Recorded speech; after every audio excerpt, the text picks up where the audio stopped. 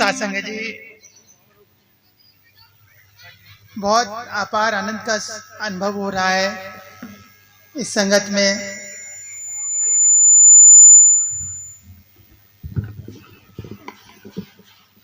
सत्संग जी, खुशियां सदगुरु बांट रहा है, ये असलियत है। जो कल सुबह बाबा जी ज्ञान देंगे वो किसी भी खुशियों से कम नहीं है, वो बहुत मतलब अनमोल जिसे कहा जाए वो चीज होगी। और ये ज्ञान वो ज्ञान है जो बाबा जी देंगे जिसमें हमें किसी भी अपनी परंपरा को छोड़ने की जरूरत नहीं रहेगी। अगर हम मंदिर जाते हैं तो मंदिर भी जाते रहेंगे, अगर हम मस्जिद जाते हैं तो मस्जिद भी जाते रहेंगे। हम जहां जाते हैं जो करते हैं वो करते रहें, उसके लिए रोक टोक नहीं लेते हैं बाबा जी। लेकिन जो बाबा जी ज्ञान देते हैं अगर वो हमको समझ में आ जाता है तो सत्संग जी हमारा जीवन ही बदल जाता है। वो जो 5 प्रण लिए गए, जो ज्ञान दिया गया, अगर हम उस पर चल दिए तो सत्संग जी जो मतलब है मंदिर जाने का या मस्जिद जाने का, वो मतलब समझ में आ जाता है कि वास्तव में हमने मनुष्य जन्म लिया है, हम किस कारण से इस दुनिया में आए हैं।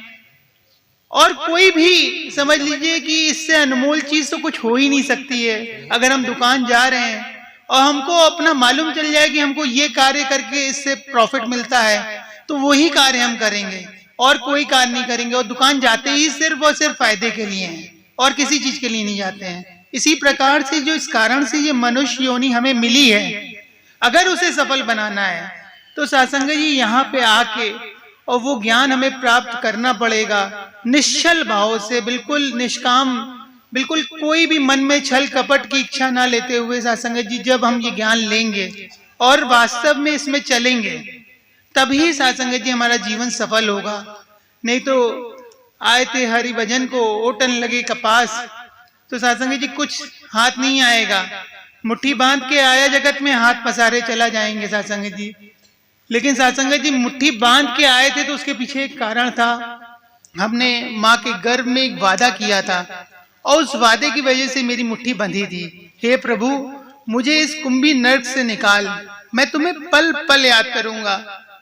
सत्संग जी दास का अपना निज अनुभव बता रहा है कि दास ने देखा है कि जब वाकई में जो संत होते हैं, जो सद्गुरु होते हैं, वो आते भी मुट्ठी बांध के और जाते भी मुट्ठी बांध के। क्या बात है सत्संग जी, इसके पीछे कारण भी है कि हम जब कोई भी संकल्प करते हैं तो स्वतः ही हमारी मुट्ठी बंध जाती है कि हे प्रभु, आज मैं ये काम करके रहूंगा।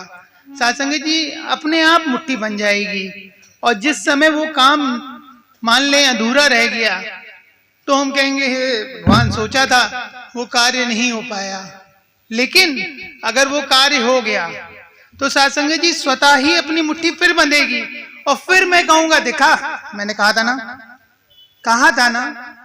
लेकिन ये सद्गुरु की कृपा से होगा सत्संग जी। ये जो कहने का शब्द है ये अहंकार का नहीं है, ये सद्गुरु का ज्ञान होगा जो फिर से मेरी मुट्ठी बांधेगा और कहेगा करके दिखला दिया।